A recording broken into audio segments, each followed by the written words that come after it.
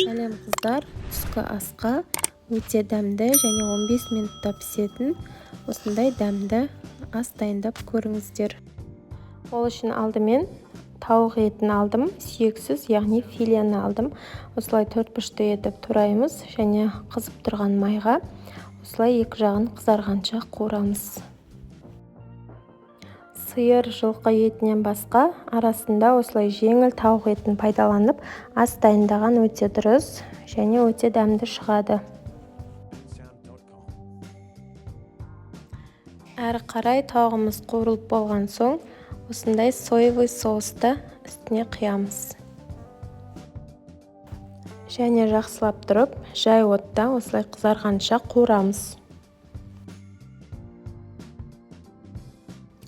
Қыздар, осылай соевый соусты етті, тауық етін қолданған кезде осылай етке қосып жіберсеңіздер өте дәмді шығады және қызыл түс беріп күшті болып тұрады. Осылай тауық етіміз жақсылап қуырылып болғаннан кейін үстіне осындай чеснокты аламыз да майда етіп турап осы тауығымыздың үстіне саламыз. Және жақсылап араластырып тағы да қуырамыз. Үстіне кішкене тұз себеміз дәміне қарай. Тағы да жақсылап қуырамыз. Чеснок салып жақсылап қуырып болғаннан кейін үстіне мен осылай баклажанды салдым. Негізі кез келген овощты салуға болады. Мен баклажанды жақсы көремін, сол себептен баклажан салып бірге қуырамыз. Әрі қарай дәміне қарай тұз, қызыл бұрыш, қара бұрыш сепсеңіздер болады. Және асты, газдың астын жай қойып қоясыздар. Жай осылай өзі қуырыла береді.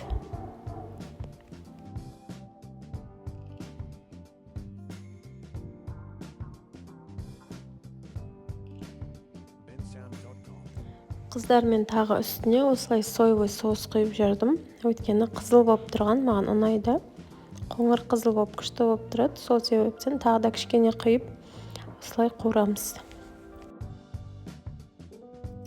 Уже біздің тауық етіміз пісіңкіреп қалды. Енді үстіне осындай қызыл көк бұрышты аламыз да кішкене. Менде осы қызыл көк бұрышым ашылау, сол себептен аздап қосып жүреміз. Күшті дәм береді. Өте дәмді шығады. Осылай тағы да жақсылап бірге араластырамыз. Одан кейін осылай огурцы, помидорды кубик қылып турап үстіне салып, тағы да араластырып бір қуырып жібереміз. Қыздар, гарнирға күріш қайнатсаңыз болады, гречка қайнатсаңыз болады, немесе лапшаны тоже бір суға салып, қайнатып, гарнирге пайдалансаңыз болады. Осылай қуырылып жатқан кезде газдың басқа көзіне гарниріңізді жасай бересіз. Мен мысалға бүгін күріш қайнаттым. Күріштің астына кішкене май, шемішке май құйып жіберіп, күрішімізді қуырып аламыз да үстіне кішкене 2-3 сантиметр асырып су құямыз. Сөйтіп астын өте баяу қылып, солай астын жай қоямыз да күрішімізді күшті қылып пісіріп аламыз. Күрішіміз шашырап пісетін болады.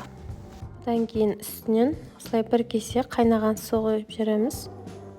Сөйтіп астын жай қойып 7-8 минутқа қоямыз. Уже біздің асымыз дайын болады. Мінекей осылай астын жай қойып, кішкене ғана 6-7 минутта уже піседі. Общий 15 минутта біздің тауық етіміз, овощтарымыз пісті. Дайын болады. Ас болсын достар.